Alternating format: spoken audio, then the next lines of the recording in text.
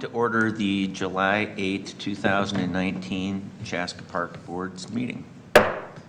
Mary, roll. Chair, Dave Roan. Here. Vice Chair, Commissioner Branch. Here. Commissioner Uterman. Present.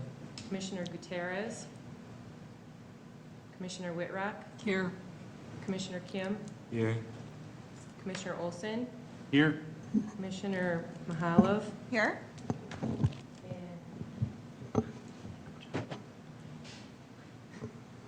Commissioner Wine. Here. All right, so with roll call complete, item number 3, adopt agenda. All had a chance to review tonight's agenda. Are there any corrections or additions? Hearing none, I'll entertain a motion to adopt the agenda. I move to adopt. Commissioner I'll Uterman, get a second. second from Whitrock. All in favor, say aye. Aye. Opposed, same sign. Motion carries. Okay, moves us on to item number 4, visitor presentation, and it appears we've got one. So please come up to the podium, just introduce yourself, give us your address, and then speak your mind. Sure. My name is Heather Gretzmacher. My address is 2229 Van Sloon Road, and I'm here in Chaska, and I am here to talk about the dog park. So let me first tell you guys that we love it. It's a wonderful addition to the community. As a dog owner of a 10-pound Chihuahua who's a mix and a rescue, we were super excited when it opened up in the fall. And when it opened in the fall, I understand that the front area was supposed to be for all the dogs until the large area got opened and trees were cleared, et cetera, in the back. So we have gone intermittently, but I have noticed and have heard that dogs are able to use it no matter what size they're at in both sides of the park. So the first time we went and there was an issue, so my dog is very social. He's great with other dogs. He's great with kids. He's just a happy little guy, loves to be out with dogs, loves to run with them. He is not afraid. The first time we went, there was a bigger dog in the park, and he was running with the dogs just like normal. And this bigger dog all of a sudden decided that he wanted to be really good friends with my dog, and to the point where my dog was scared. So I picked him up, and that bigger dog was trying to jump on me to get to my dog. So we said, we're not gonna go back there, that's it, we can't do it, he's too small. Just by the way of a bigger dog being 70 or 80 pounds, they can do a lot of damage to a little dog. So last night we went, and against my husband's wishes, because he said, you know what happens over there. I said, it'll be okay. So we get there, there are 3 big dogs in there, like husky size or bigger, and here I come with my little 10-pound dog, and we could not even get in the gate. The minute we walked up to the gate on the leash, the 3 dogs stopped what they were doing and ran to the front gate, the one that they're in, right? And I said to the owners, is this gonna be okay? And they said, yep, it'll be okay. And so we went into the center part, and one of the owners came over and got her 2 dogs, and the other one didn't, and she said, it'll be okay. So we walked inside, and my dog did not take 2 steps, and those 3 big dogs had him cornered in the middle. So if you can imagine 3 dogs coming this way and my little dog in the middle, they were pushing him with their nose, doing whatever dogs do, but when you're 10 pounds, and there are 3 dogs that are 70 pounds plus in front of you, poking at you and trying to get to you, it's scary. So I picked him up right away and said, that's it, we're leaving, because my dog was scared and he was starting to bark, and he's tiny. So, you know, I didn't want him to do anything to provoke anybody, but I was scared myself.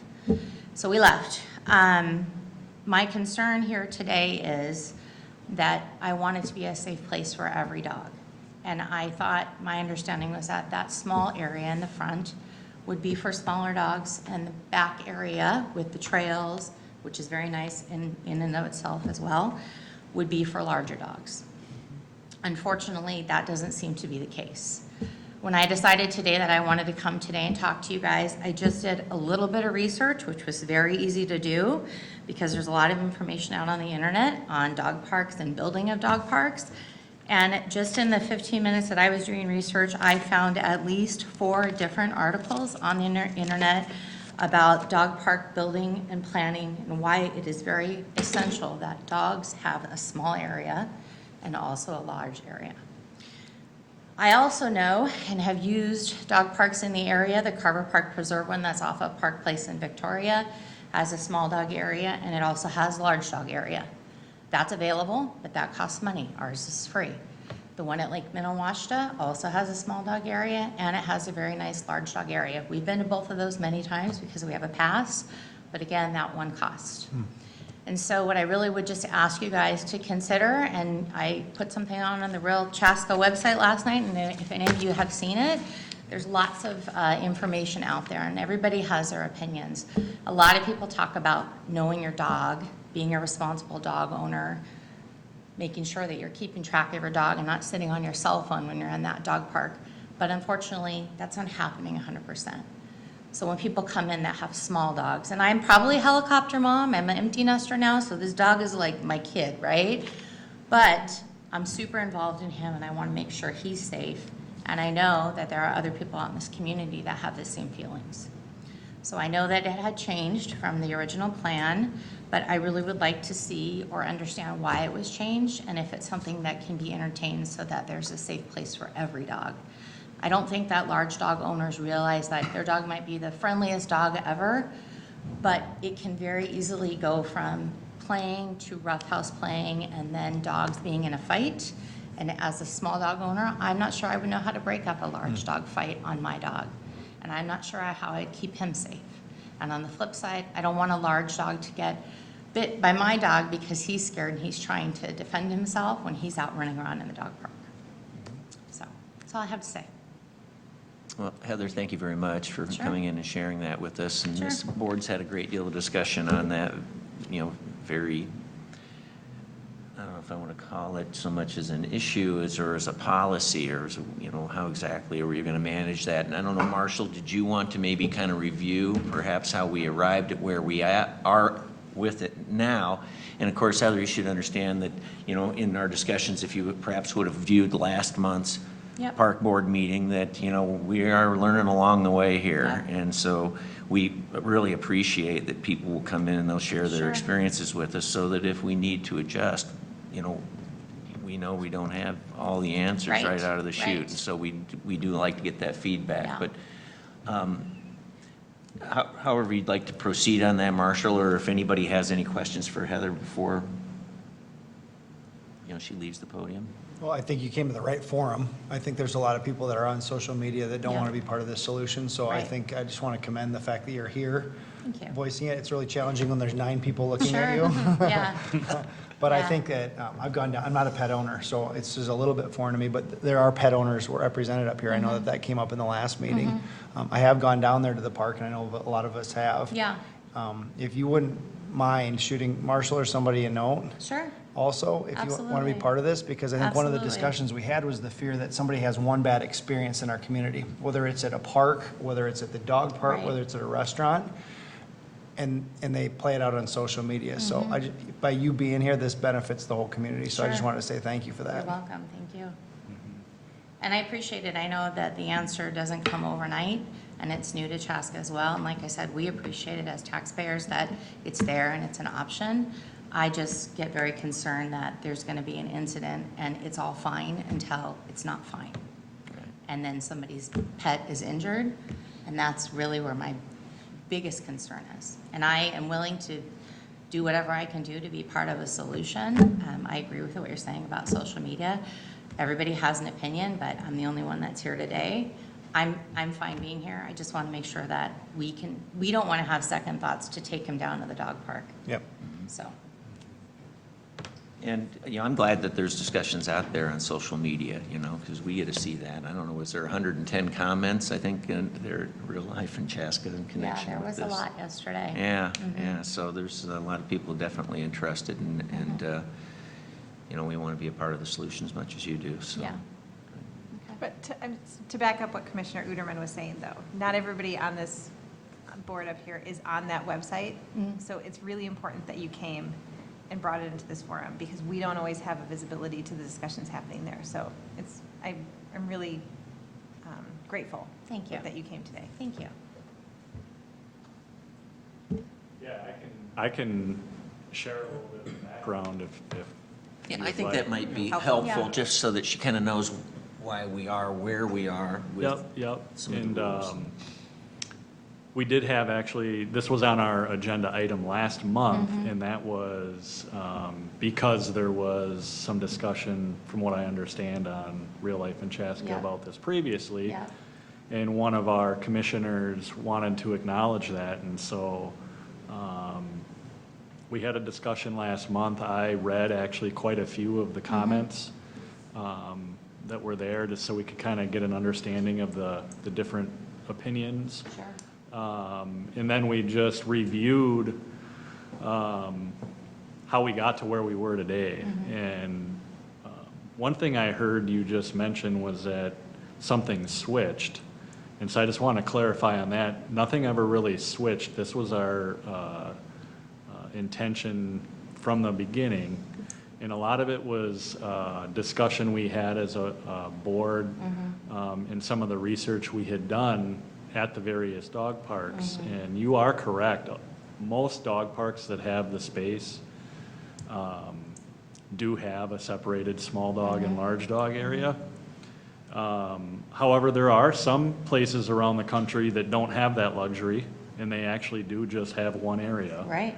And so it's all dogs. So I understand our position is, we do have the luxury of 2 spaces, so it kind of makes sense that we, you'd think that we would want to do it that way. But what was interesting in our research is, typically, dog parks were defining small dog areas as 35 pounds or less. However, the dog parks we visited, a lot of them we went to actually had dogs larger than 35 pounds in the small dog area, because there weren't other large dogs in the large dog area, so they just gravitated more for the social aspect of it. But we didn't really get the sense that the other dog owners were against that necessarily. We questioned some of them about it, and they were like, oh yeah, we get it, they just want to be around some other dogs, and they just sort of allowed it. The other interesting thing is, we surveyed the community as we were planning this, and we got a great response. And we I had- actually took part in that survey. Okay, so, great. yeah. And we asked that question, because we wanted to understand what's the population. And I think it was about 25% of the respondents had a dog that would meet that small dog criteria. So then it becomes sort of a question too of sort of an equity, maybe an equity question for dogs, and how much space are we Sure. providing Yeah. kind of a smaller population of dogs. I think that played into it a little bit. The other big thing that we had talked about too was literally just the enforceability. Right. So if we get really specific on what the rules are going to be, without somebody there managing the park at all hours of the day, it still becomes that question of who's going to enforce it. Yeah. Another interesting thing that pertains to our setup is when we talk about kind of 2 different experiences, because they really are. A lot of your other dog park areas, it's a similar makeup in terms of what the land is, and then they just kind of maybe put a fence down the middle. Where ours is really unique in that we've got that wooded section, and then we've also got that smaller open Yeah. area. And some of the discussion we talked about was, maybe it's more based on the breed of dog that might want to enjoy a different experience. So some large dogs just maybe aren't as well suited to be in the woods, maybe like a Dalmatian or a Great Dane or something. Whereas maybe a smaller dog would much rather prefer to be in the woods, like more of a hunter, smaller hunting dog. And then I think lastly, we had just talked about, and I get, it's hard to know how dog owners are going to manage their dogs, but in the end, it really does come down to the behavior of the dog. And so I think a couple things going forward, we talked about last month is how can we continue to maybe educate the community about behavior of dogs and maybe the warning signs, Yep. so as you're noticing things, you can maybe prevent something from happening before it Right. gets too far along. Yeah. The other thing is, it's pretty apparent people still aren't aware of that second area Back out part. across the bridge. And so literally reached out to our Public Works Department earlier today. We're going to install some signs at the entrance of the that first open grass area, informing people that there is another kind of 5-acre wooded area. And I think we just need to give that some time, if more people know about that and it sort of disperses the dogs across two of the areas, we could see a difference going forward. But also, we are very understanding that if we do need to define these areas, as like you were saying, we still have the opportunity to do that. This is still a new dog, new off-leash dog area, and we knew that this was probably going to be a little bit of a Trial maybe- and error. Sure, yeah. A what? Trial and error. A little trial and error, because it was going against the grain of what Yeah. other people have done. But we were pretty mindful about it. And we actually, we did a couple open houses. Yeah. We did a few community engagement events, and that was literally one of the stations we talked about to get people's feedback, like just trying to feel it out. Right. And I think in the end, we didn't really get the feedback as such that it was a really bad idea. Actually, the more we talked to people about it, it seemed like they were a little more open to the idea. But we knew that you couldn't define it and then go the other way. Right.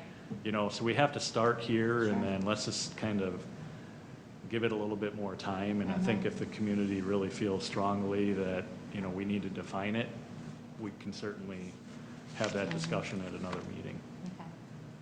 So, just a couple of things. So one, the signage situation, definitely, people, even on the website yesterday, didn't even know that that large dog park was back there. So even today, when I checked the website, somebody replied to me and was like, I took my dogs to the back park, we love it, it was great.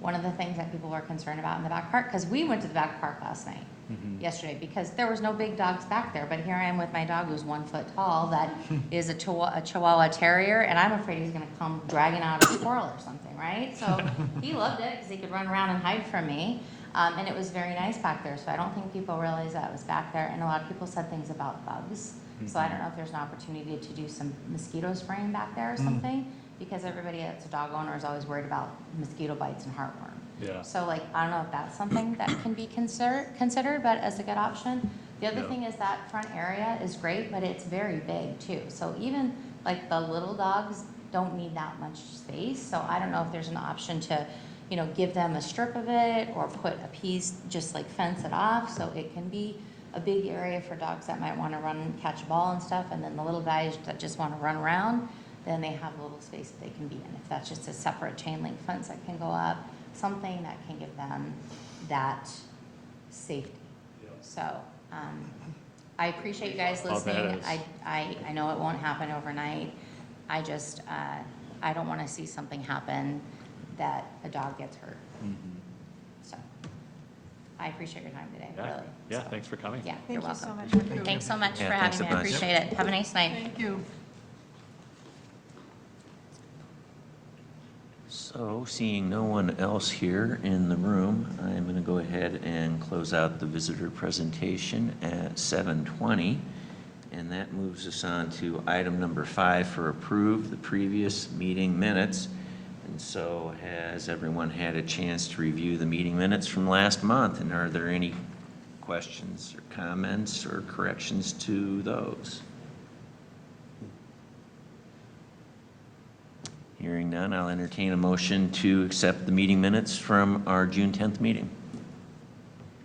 I move we accept the minutes. Okay, Commissioner Whitrock, Second? second from Mahalov. All in favor, say aye. Aye. Opposed, same sign. Motion carries. All right, so let's go ahead and back to our agenda here. That opens up item number 6 for old business. All right. So we got just a couple of items on our agenda tonight, just providing some updates on some of the ongoing projects we've been working on. The first one being the mountain bike trail project. That's still, the limited use permit is still being reviewed by MnDOT. They've had some communication back and forth with us.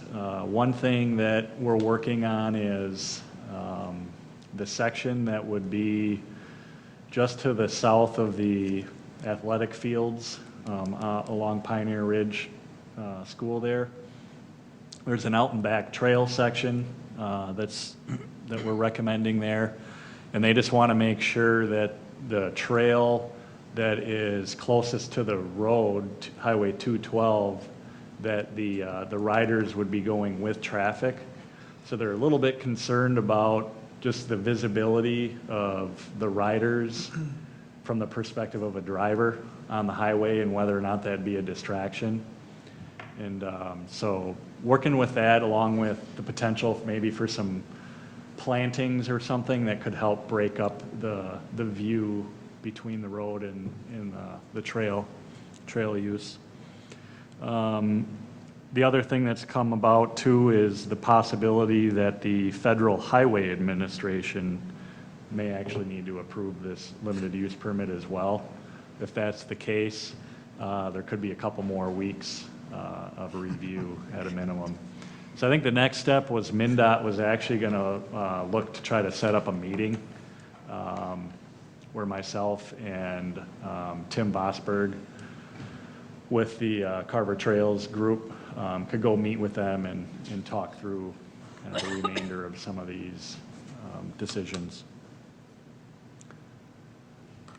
So still working on it, and I think as it relates to the section with Carver County transferring that small section of right-of-way over to Chanhassen, it makes sense for them to make sure that we get this MnDOT piece established first, and then we would work on that secondary piece after that. So I'll just continue to give you updates as I know more. Momentum is still going forward. It's still not moving. at a blinding pace. Yep. All right, any questions for Marshall on the mountain bike trail update? All right, so moving on to item 6B, bicycle-friendly community update.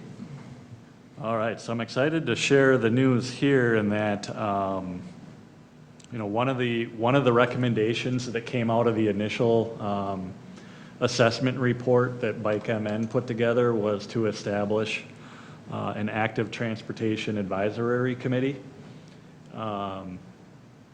So I've gone ahead and reached out to several people, being mindful of trying to get just a different mixture of representation on such a committee to gauge their interest. And I think I've got close to about 15 people already that have committed to serving on this committee.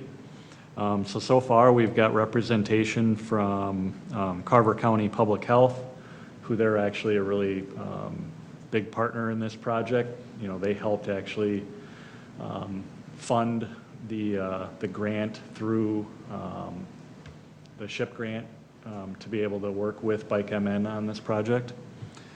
And then we've got some city department representation through Public Works, police, our planning department, staff from our Park and Rec department, along with Kevin with communications. And then we're looking to get two individuals that would serve from the school district. We've got one individual that is just a really big bike enthusiast and actually owns a bike tour. So very knowledgeable on cycling.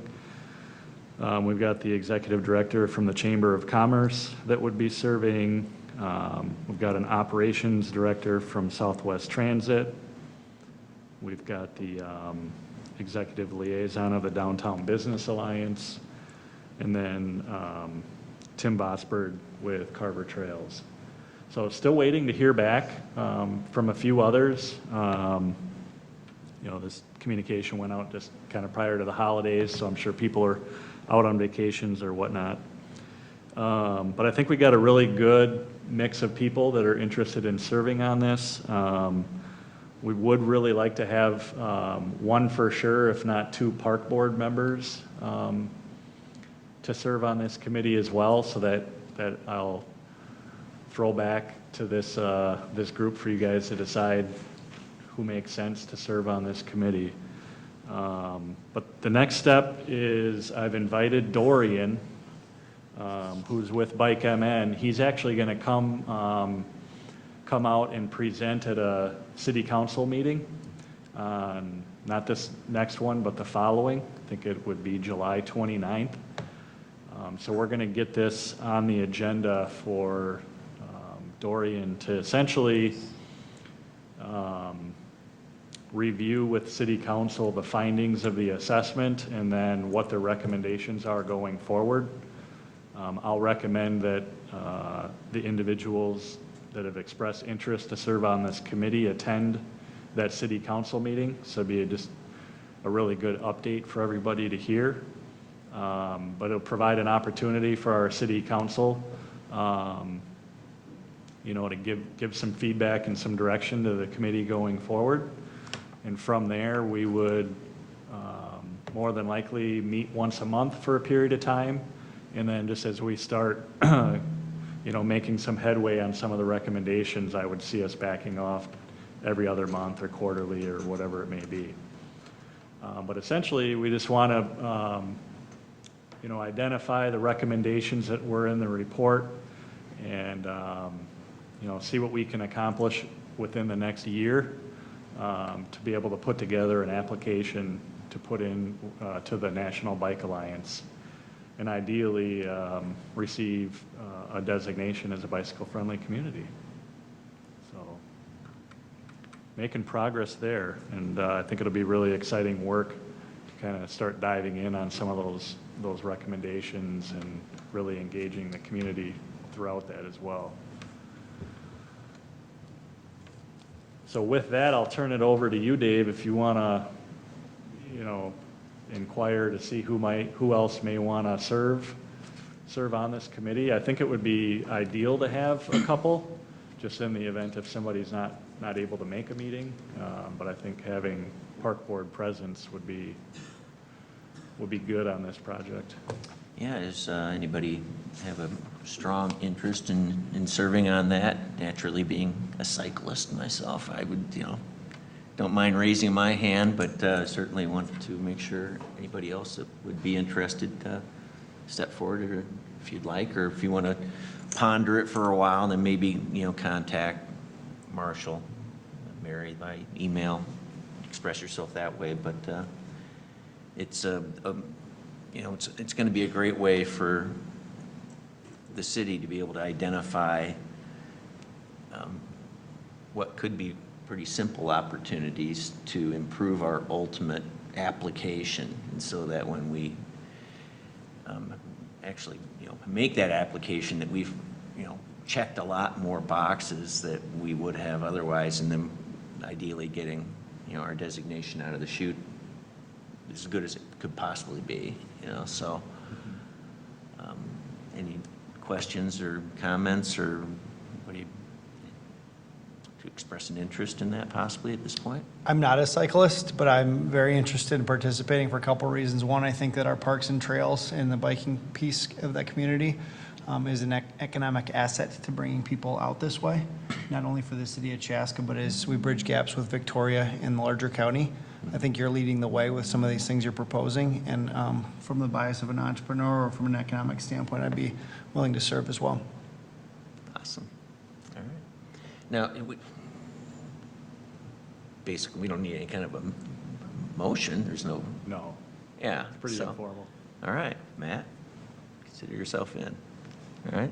There's two more bald guys on the list. What's that? Two more bald guys added to your list. All right. Aerodynamics. Let's get out on the trail. Yeah. Okay, terrific. Any other questions for Marshall on the bicycle-friendly community update? No? All right, hearing none, then we'll go ahead and move on to agenda item number 7, which is to receive council and planning meeting minutes. And you would have received there online the May 20th council minutes, June 3rd council minutes, and the May 8th planning commission minutes. Has everyone had a chance to review those? Was there anything in those minutes that raised any questions or anything for discussion on those? I did not see a whole lot myself as well, and so no motion required on receiving those minutes, and so we will consider that done. And that moves us on to item number 8, staff reports, 8A, department happenings.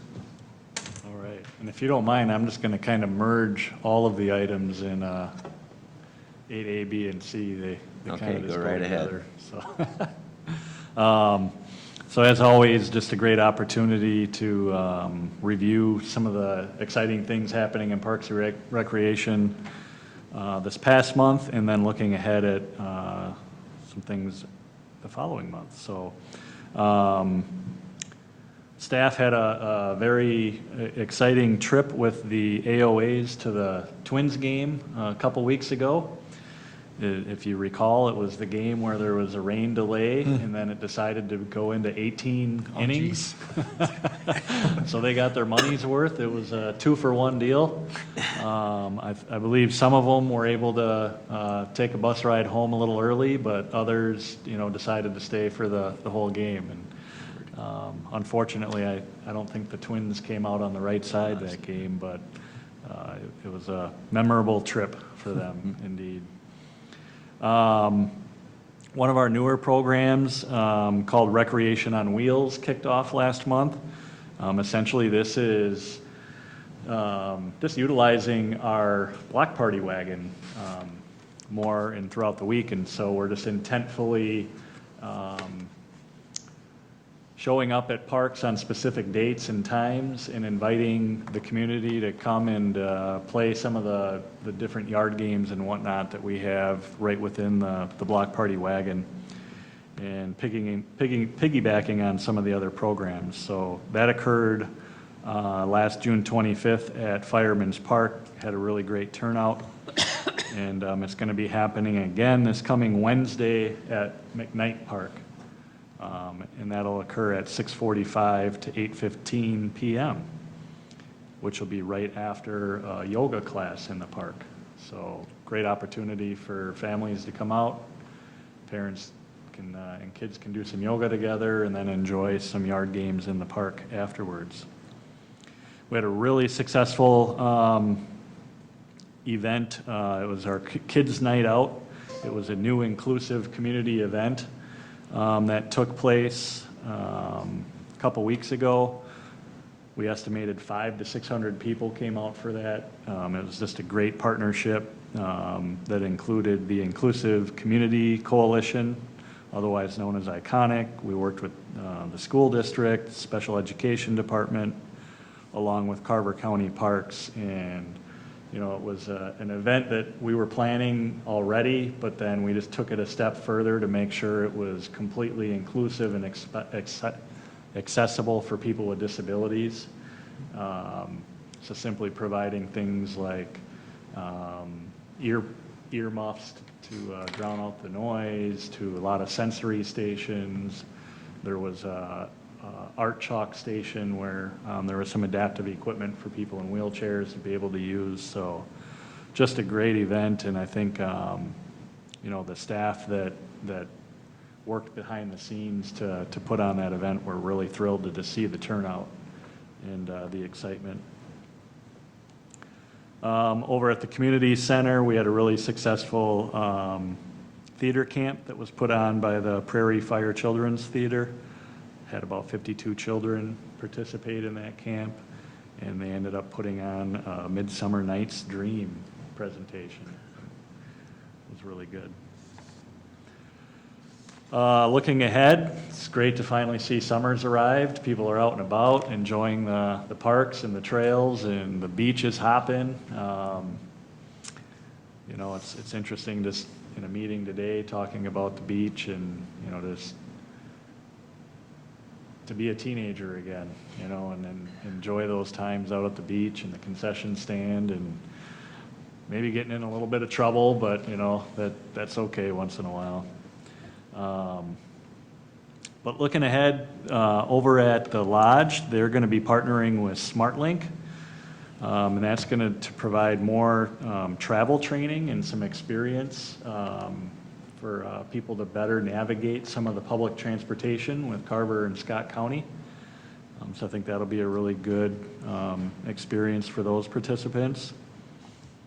We've got the Bark in the Park event coming up on Wednesday, July 24th over at Fireman's Park from 6 o'clock to 8 p.m.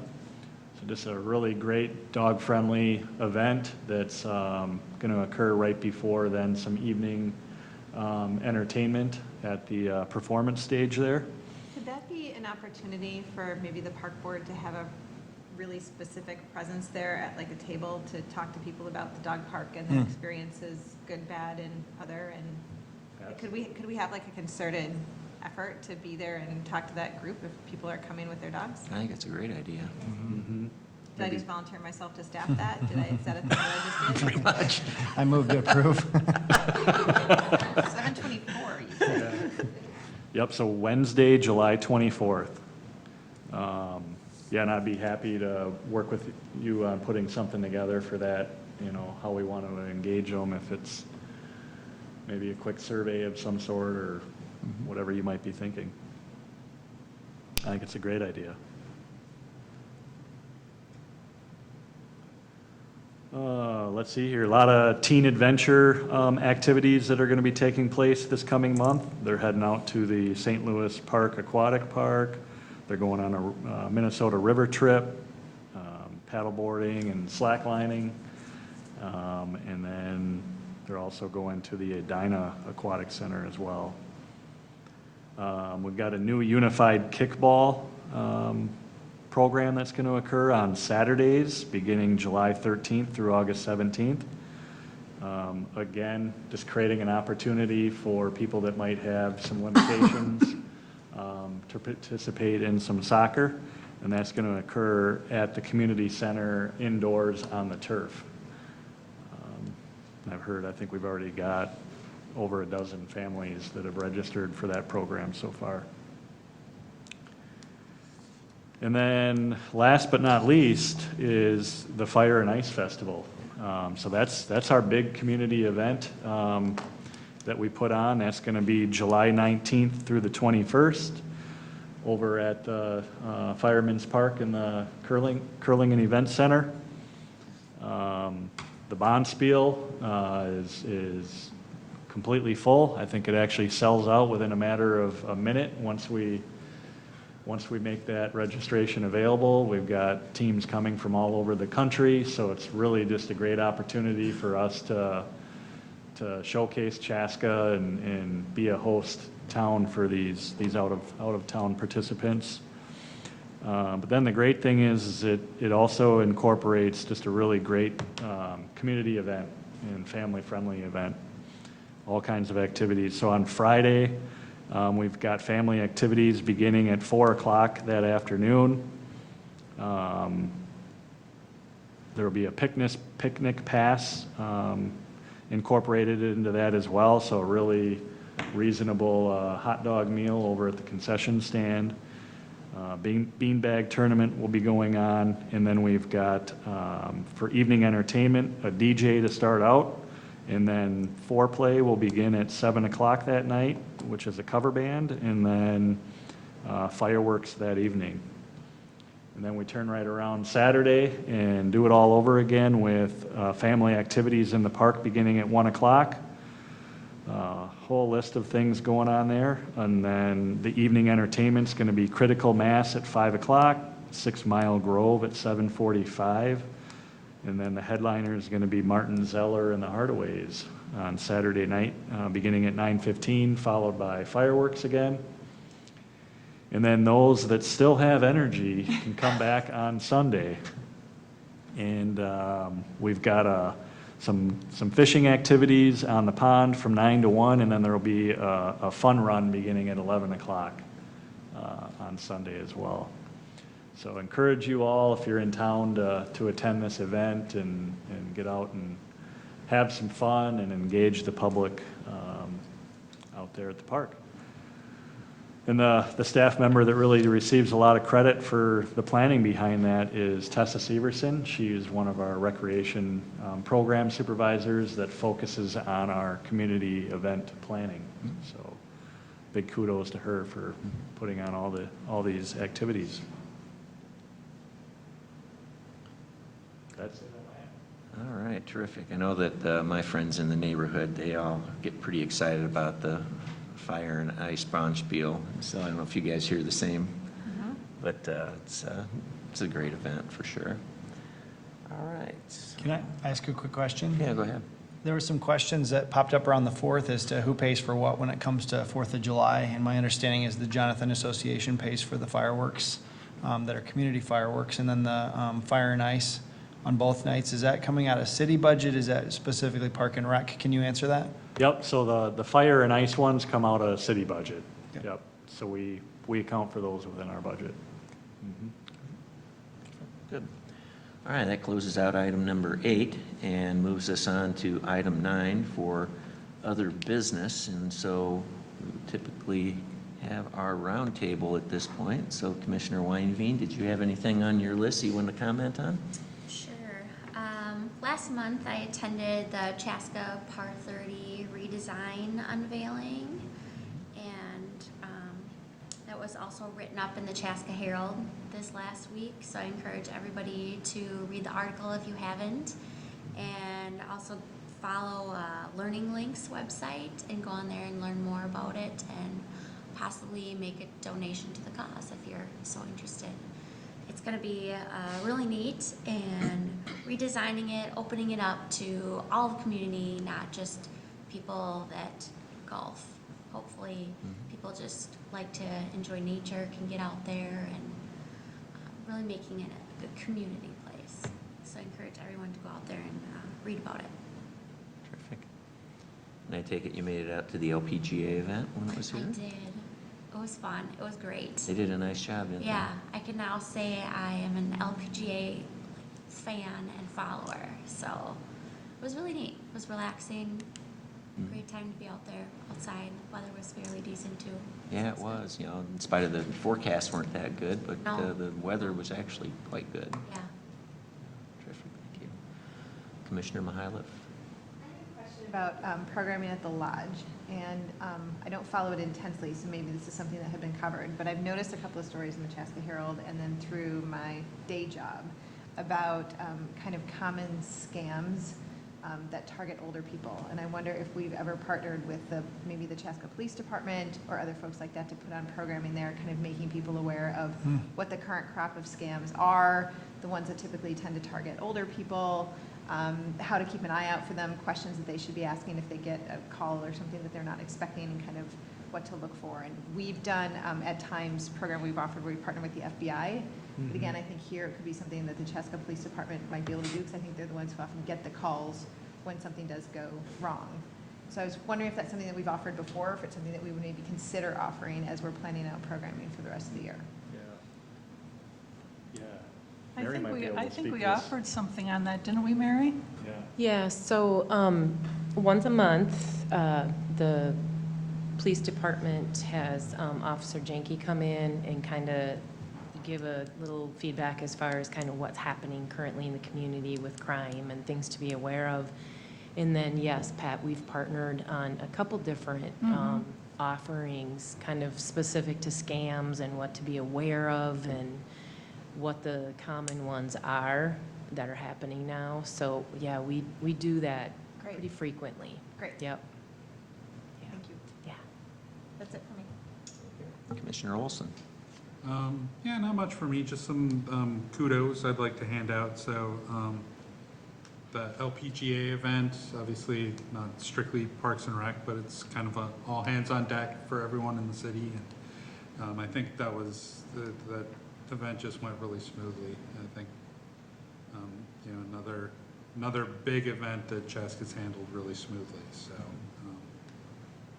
hats off to everybody for doing that. My son is again in the youth baseball program down at Lions Park on Friday nights, and that is just it's a blast. So families and the kids, they all have a wonderful time. So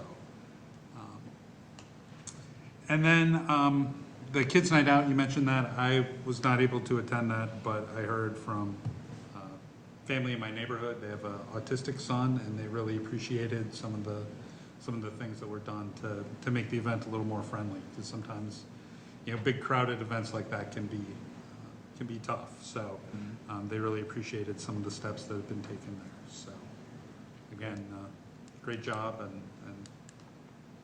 that sounds like that'll be an annual thing from now on. So that's great. Thank you. Thanks for that. Commissioner Branch. I just wanted to pass along more kudos. You guys gonna get big heads over there, but kids night at the Clay Hole again. I was there and participated, and I'm so proud of the citizens of Chaska. Just the way they came out. I believe it was a Wednesday night. I mean, it was beautiful, but that park was hopping, and it felt really good, and it gave me another reason to be proud to be a citizen of Chaska. So thank you to the Parks Board, and also thank you to the citizens of Chaska just for making it awesome. That's all for me. Terrific. All right, Commissioner Kim. Nothing too much for me. I really enjoyed hearing about all the progress we're making on the mountain bike trail, and I'm really looking forward to seeing how it turns out. And this new biking commission sounds pretty interesting. That's it. You can join it if you want. I'm thinking about it. I don't have anything tonight. Okay. A lot of modesty coming from that side of the room. There was somebody on the commission that represented us in the LPGA Pro-Am. Liz, at one point or another, had the longest female drive, and I think a pro ousted you. But call outs to Liz on that and her work with the Par 30 and the developments there. There's at least 10 Chaska members that used Parks and Trails as their training mecca in preparations for Grandma's Marathon, and at least 2 Boston qualifying times. Marshall and Matt Podorowski represented the city, former Commissioner Chris Schultz, they all competed. Bryce Ehrman, who's very active within the Lions Club, and a bunch of other folks. Kerry Koski had a PR on the course there, and will be competing in Boston to represent Chaska. So I think it's really cool when people use our parks and our trails to prepare for these big races. Athletic Park had a huge crowd last night, not just because the opponent was Victoria, but the community surrounded a gal named Jenna, who found out there was an illness, and some 30 hours later, the 14-year-old had passed away. And so there was a huge show of support from the community, and I echo what you say. Chaska proud when people come and gather with those. And she left a couple words, kind of her statements that they've been circulating around since she's moved on. Be kind. Give compliments and work hard. I just think that's a really good reminder from a 14-year-old for all of us. And then the last thing is to echo the support of the LPGA. Johnny Kellen did a great job hosting the people that wanted to play golf when they were in town and couldn't make it on to Hazeltine, even though the weather was not very good. I heard stories everywhere from a 2-year-old that had never seen golf before that was really inspired, and John offered to give a lesson, all the way up to a 92-year-old on the course that had poked into the facilities at Town Course. Hazeltine and the LPGA might have been the ones that brought them to golf or to the community, but the asset that we have in John Kellen up at the Town Course to solidify the game of golf and the participation in our community is great. Sorry, one last thing. Our Parks and Recs wouldn't be what they were if they weren't protected. And just a shout out to all the efforts that Chief Knight has given. His retirement was announced. He spent a lot of years engaging in a lot of different ways. And sometimes I think we take it for granted how safe our parks and our recreation is because of him and his team. So kudos to Chief Knight and his staff. All right. Thank you, Matt.